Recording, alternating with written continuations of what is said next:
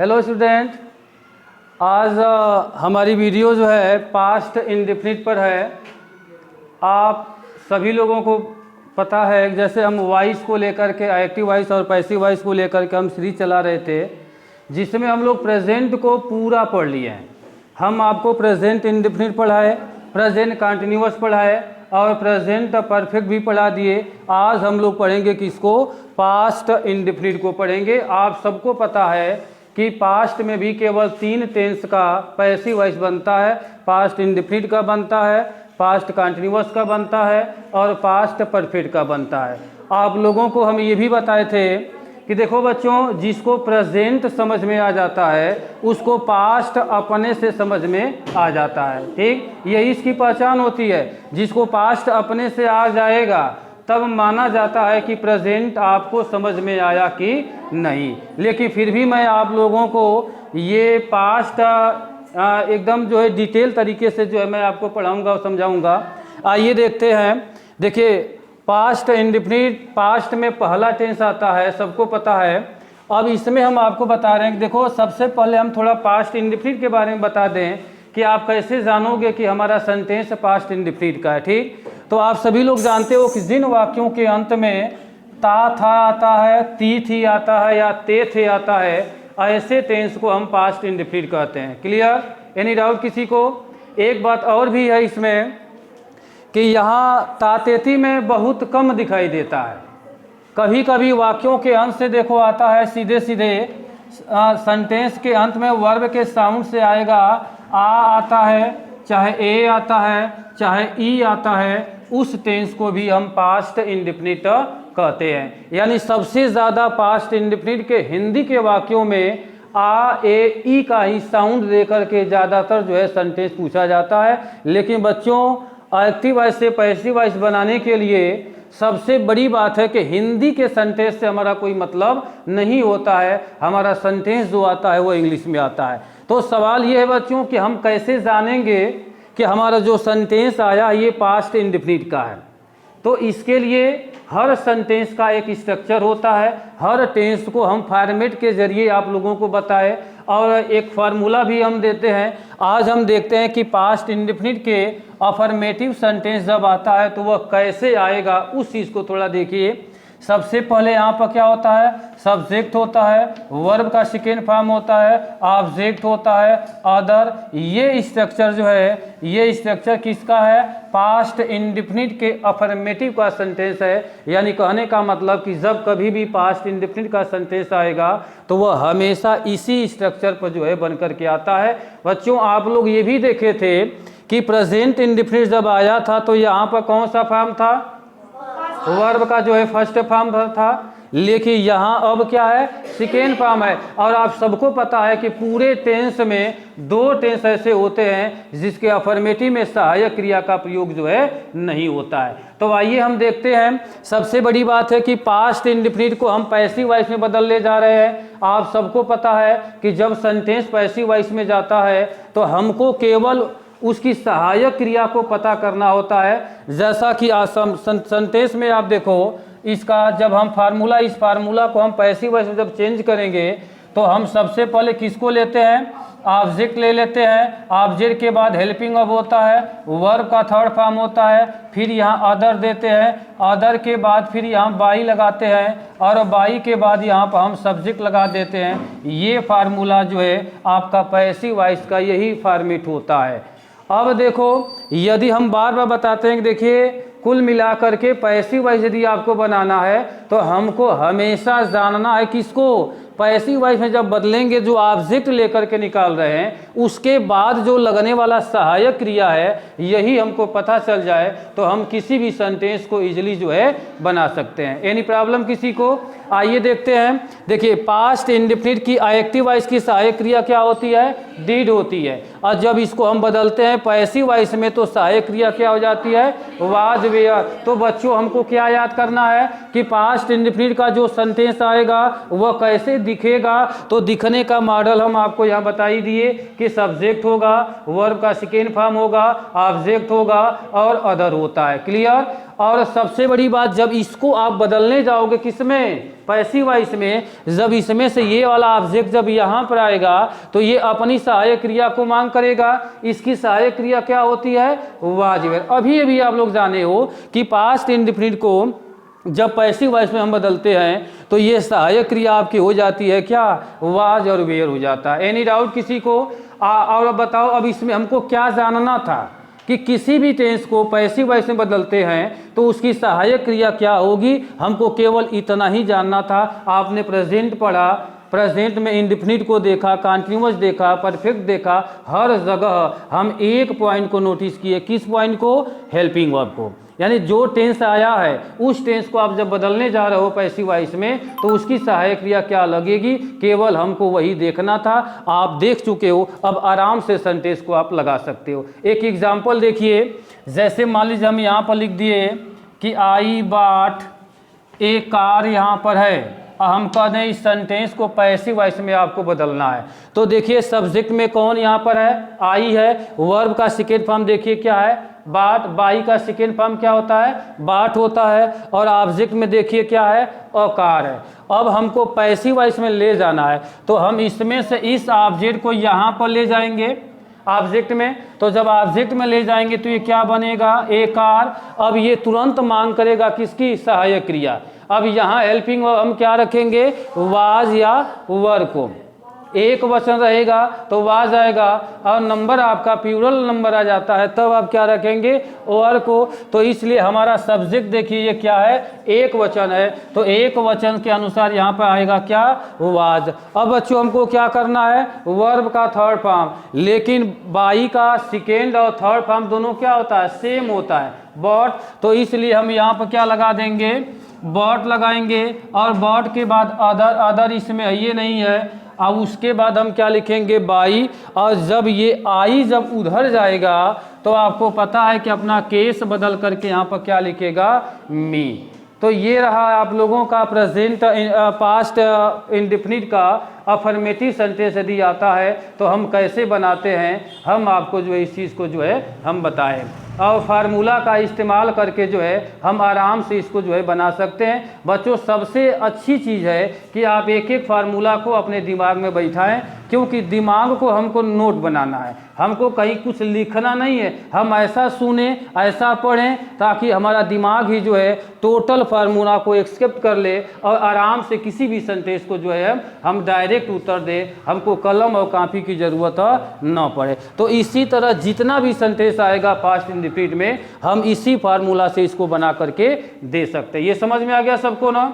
Any problem किसी को समझने में? पास्ट इंडेफिनिट आएगा तो कैसे जानोगे? वर्ब का क्या होगा? सेकेंड फॉर्म होगा। और यदि वर्ब का फर्स्ट फॉर्म होगा तब क्या होगा? वह प्रेजेंट इंडेफिनिट होगा। इन्हीं दोनों में अंतर होता है, यानी कि फर्स्ट है तो प्रेजेंट इंडेफिनिट और सेकेंड है तब पास्ट इंडेफिनिट। ये फॉर्मेट होगा, इसी फॉर्मेट पर हम उसको जो है बनाते हैं। अब हम देखते हैं कि पास्ट इंडेफिनिट का निगेटिव सेंटेंस कैसे बनता है। तो आइए इसका फॉर्मेट देखें। पहले आप सबको पता है कि पूरे ट्रांसलेशन में प्रेजेंट इंडेफिनिट और पास्ट इंडेफिनिट का जो सेंटेंस होता है ये औरों से अलग होता है। इनका अफर्मेटिव का फॉर्मेट अलग होता है और निगेटिव का फॉर्मेट अलग होता है और इंट्रोगेटिव का भी फॉर्मेट अलग होता है। ठीक, तो जब इस सेंटेंस को जब हम निगेटिव में जब फॉर्मेट बनाएंगे तो ये पहले क्या होता है? सब्जेक्ट होता है और सब्जेक्ट के बाद यहाँ पर हम लगाते हैं डिड और प्लस यहाँ पर नॉट लगेगा। वर्ब का फर्स्ट फॉर्म होगा, ऑब्जेक्ट होता है और फिर यहाँ अदर और यहाँ पर फुल स्टॉप। इस स्ट्रक्चर पर आपसे सवाल पास्ट इंडेफिनिट में निगेटिव में जो है पूछ लेता है। क्लियर? यानी पास्ट इंडेफिनिट का निगेटिव आएगा तो हम पहचान लेंगे ना। पास्ट इंडेफिनिट की पहचान क्या है? डिड किसकी सहायक क्रिया है? पास्ट इंडेफिनिट की। तो डिड को देखते ही हम जान जाएंगे कि हमारा सेंटेंस किस में है? पास्ट इंडेफिनिट में। और बच्चों आपको ये भी बता दें कि पूरे टेंस में एक ही ऐसा टेंस है जिसके अंदर वर्बों का दो फॉर्म का प्रयोग हुआ है। यानी अभी भी देखें हैं कि अफर्मेटिव में वर्ब का सेकेंड फॉर्म आया है और निगेटिव में देखिए यहाँ पर वर्ब क्या होता है? फर्स्ट फॉर्म होता है। तो यहाँ निगेटिव में फर्स्ट फॉर्म हो जाएगा, अफर्मेटिव में क्या होता है? सेकेंड फॉर्म होता है। डिड जब आएगा तो वर्ब फ्री हो जाएगा और जब डिड नहीं होता है तो वर्ब फ्री नहीं होगा। जब फ्री नहीं होगा तो किस फॉर्म को जाएगा? सेकेंड फॉर्म में चला जाएगा। तो ये फॉर्मेट आपका किसका है? पास्ट इंडेफिनिट का जो है निगेटिव है। क्लियर? अब इसी पर आपसे सवाल पूछेगा। पहले हम बना दें इनको जो है पैसिव वॉइस में, फार्मूला को आप चेंज कर लीजिए। जब पैसिव वॉइस में चेंज करेंगे तो ये ऑब्जेक्ट है ना, हम इसको पहले ले आएंगे, तो ये ऑब्जेक्ट पहले आ जाएगा। आइए अपनी सहायक क्रिया को लेगा किसको, वाज और वर को ले लेगा, क्योंकि पैसिव वॉइस में आपको पता है कि वाज और वर आ जाता है। एनी प्रॉब्लम किसी को।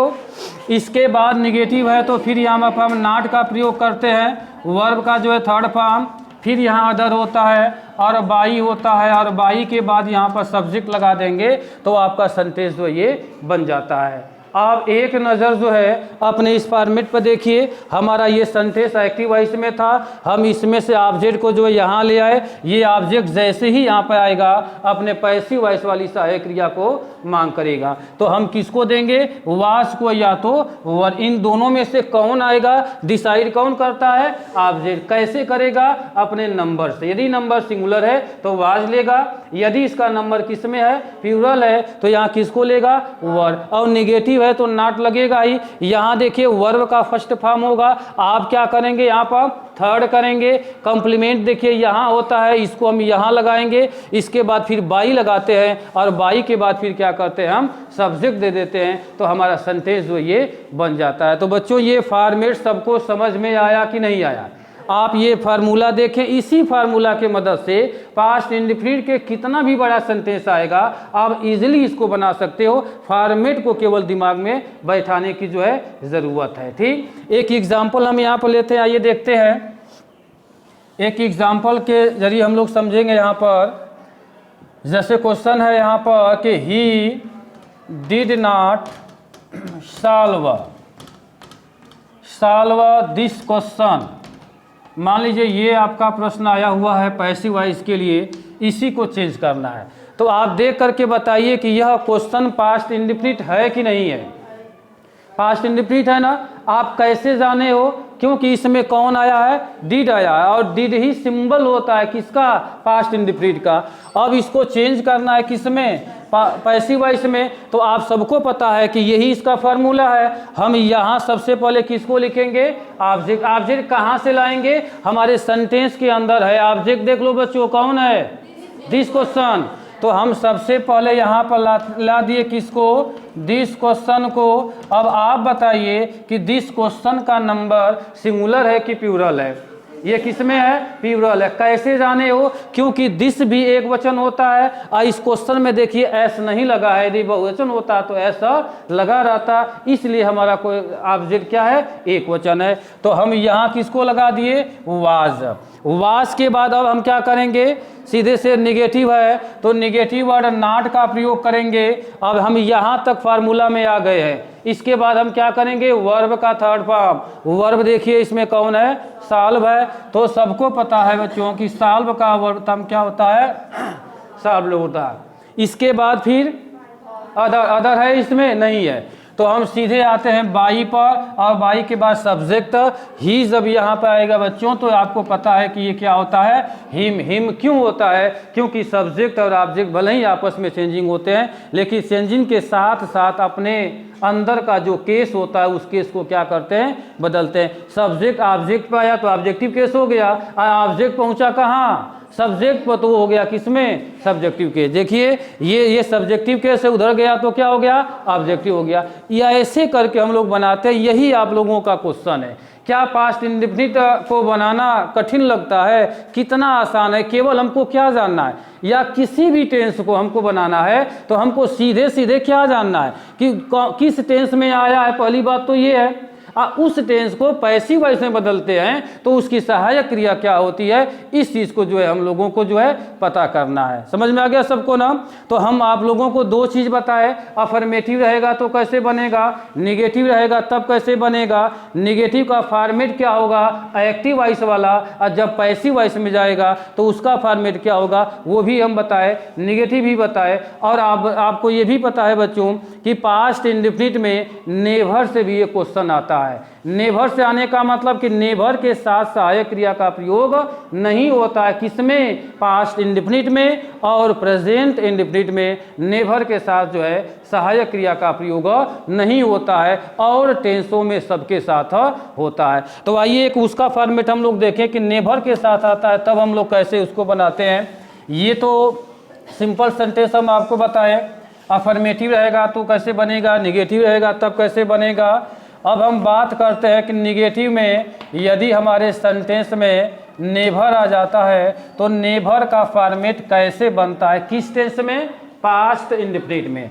तो यहाँ क्या होता है? सब्जेक्ट होता है, यहाँ नेभर हो जाएगा, और नेभर के बाद आपको पता है वर्ब का सेकेंड फॉर्म ऑब्जेक्ट, और ये अदर। नेभर के साथ पास्ट इंडेफिनिट में डिड का प्रयोग जो है नहीं होता है। अब आप बताइए बच्चों कि यहाँ हम इस फॉर्मेट को हम प्रेजेंट इंडेफिनिट करना चाहें तो हम इसमें क्या करेंगे? इस फॉर्मेट में हम क्या ऐसा कर देंगे कि ये फार्मूला आपका प्रेजेंट इंडेफिनिट का हो जाएगा। इस क्वेश्चन का जवाब आप सीधे कमेंट लिख करके हमको देंगे। क्लियर? एनी डाउट किसी को? आइए देखते हैं। अब इसको बदलना है किसको? हमको पैसिव वॉइस में। तो हम पैसिव वॉइस में बदलेंगे तो जो ऑब्जेक्ट रहेगा उसको हम ले आएंगे। तो ये ऑब्जेक्ट यहाँ पर आ गया, ये ऑब्जेक्ट तुरंत अपनी सहायक क्रिया को खोजेगा। तो इसकी सहायक क्रिया कौन बनेगी? वाज या वर। इसके बाद जो है हम सीधे सीधे जो है नेभर का प्रयोग करेंगे, और नेभर के बाद वर्ब का थर्ड फॉर्म, फिर अदर, अदर के बाद बाई, और बाई के बाद यहाँ पर सब्जेक्ट। ऐसे इस सेंटेंस को जो है बनाया जाएगा। ये स्पेशल है किसके लिए? नेभर के लिए। यदि हमारे क्वेश्चन में नेभर आता है तो नेभर वाले सेंटेंस को पैसिव वॉइस में कैसे सॉल्व करते हैं ये चीज़ हम आपको बता रहे हैं। ये आपका फार्मूला है, इसी फार्मूला पर हम उसको बनाते हैं। क्लियर? एक एग्जाम्पल हम देखते हैं। जैसे क्वेश्चन है कि यू नेभर टोल्ड, ए लाई है। हम कह रहे हैं इस क्वेश्चन को जो है पैसिव वॉइस में बदलना है। तो आप बताइए कि इस क्वेश्चन में देखिए नेभर आया कि नहीं आया? आ गया ना? अपने फॉर्मेट पर देख लो, सब्जेक्ट में यू आया ही है, नेभर यहाँ पर दे ही दिया, वर्ब का सेकेंड फॉर्म क्या है? टोल्ड है, ऑब्जेक्ट कौन है? ए लाई है। ठीक, अब इसको बदलना है तो हम यहाँ अब किसको ले आए बच्चों, बताइए आप लोग। एल आई ऑब्जेक्ट है आपका, तो अब बताइए एल आई का नंबर क्या है? एक वचन है कि बहुवचन? तो ये एक वचन है, क्योंकि देखिए इसके पहले ए लगा हुआ है। तो हम इस दोनों में से किसको लेंगे? वाज को। अब उसके बाद नेगेटिव में नेभर है तो नेभर लगा दिए। इसके बाद हम किसको लेंगे? वर्ब का थर्ड फॉर्म। तो वर्ब क्या है? देखिए टोल्ड।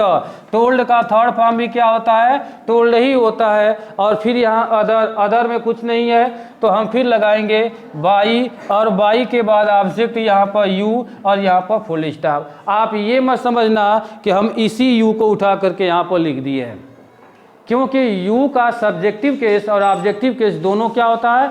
सेम होता है, बराबर होता है। यही आपका रूल होता है। तो बच्चों पास्ट इंडेफिनिट में हम आप लोगों को यही तक केवल आज पढ़ाएंगे। अफर्मेटिव पढ़ा दिए, नेगेटिव बता दिए, और इस नेगेटिव में नेभर आ जाता है तो नेभर से सवाल को हम कैसे सॉल्व करेंगे यहाँ तक जो है आप लोगों को जो है बताया गया। इंट्रोगेटिव नए क्लास में नए वीडियो के साथ हम मिलते हैं। और यदि आप लोगों को यह पूरा चैप्टर समझ में आया होगा तो आप कमेंट में ज़रूर लिखेंगे। और एक बात और, सब्सक्राइब करना बिल्कुल नहीं भूलेंगे और चैनल को आगे बढ़ाएंगे। तब तक के लिए नमस्कार, बाय, टाटा।